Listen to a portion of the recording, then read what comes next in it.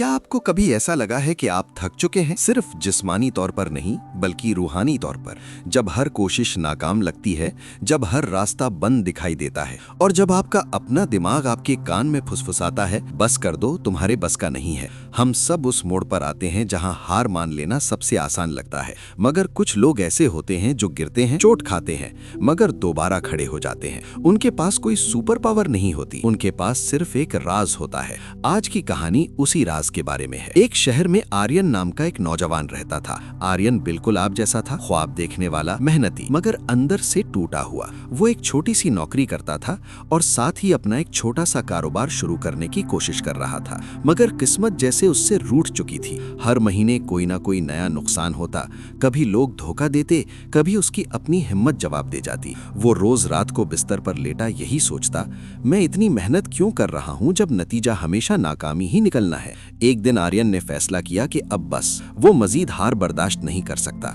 उसने अपना बैग उठाया और शहर से दूर एक पुराने पहाड़ी रास्ते पर निकल गया। उसने सुना था कि वहां एक बुजुर्ग रहते हैं जिन्हें लोग द साइलेंट मेंटोर कहते थे। आर्यन वहां पहुंचा। उसका चेहरा उतरा हुआ था, आंखों के नीचे हल्के थे और हाथों में वो पुराना जुनून गायब था। उसने बुजुर्ग को देखा जो एक पुराने कुएं यानी वेल से पानी निकाल रहे थे।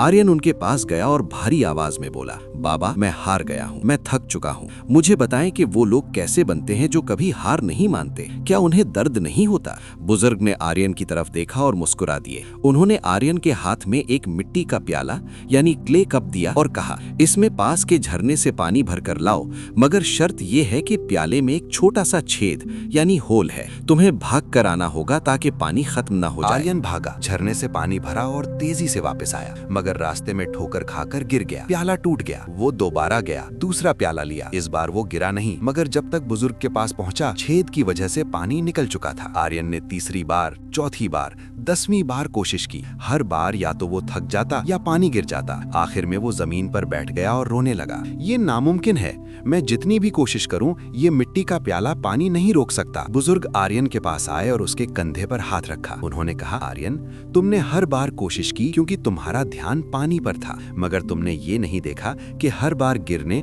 और दोबारा उठने से तुम्हारे भागने की रफ्तार बढ़ गई है, तुम्हारे पैर मजबूत हो गए हैं, तुम्हारी ठोकर खाने का डर खत्म हो गया है। बुजुर्ग ने आगे कहा, जो शख्स कभी हार नहीं मानता, उसका राज ये नहीं कि वो हमेशा जीतता है, उसका राज ये है कि वो हर नाकामी को एक सबक समझता है, सजा नहीं। आर्यन को महसूस हुआ कि उसकी पूरी जिंदगी में नाकामी दरअसल उससे कमजोर नहीं बल्कि मजबूत बना रही थी। उसका डर ही उसकी सबसे बड़ी रुकावट थी। दोस्तों, जीतने वाला और हारने वाला दोनों गिरते हैं। फर्क सिर्फ इतना है कि हारने वाला जमीन को देखता है और रुक जाता है, जीतने वाला आसमान को देखता है और दोबारा खड़ा हो जाता है। डिसिप्लिन का मतलब सिर्फ काम करना नहीं है। डिसिप्लिन का मतलब है अपने उस दिमाग को खामोश कर देना जो कहता है कि तुम नहीं कर सकते। याद रखें, लोहा जितना आग में तपता है उतना ही मजबूत बनता है। आपकी मुश्किलात आपको खत्म करने के लिए नहीं बल्कि आपको तराशने के लिए आती हैं। तो अगर आज आपको लग रहा है कि आप हार रहे हैं, तो याद रखें, ये सिर्फ एक कहानी का एक हिस्सा है, पूरी किताब नहीं। उठें, अपने आंसू पोंछें और एक बार फिर कोशिश करें, क्योंकि असली हार तब होती है जब आप कोशिश करना छोड़ देते हैं। अगर ये कहानी आपके दिल को लगी हो तो लाइक करें, शेयर करें और सब्सक्राइब करें।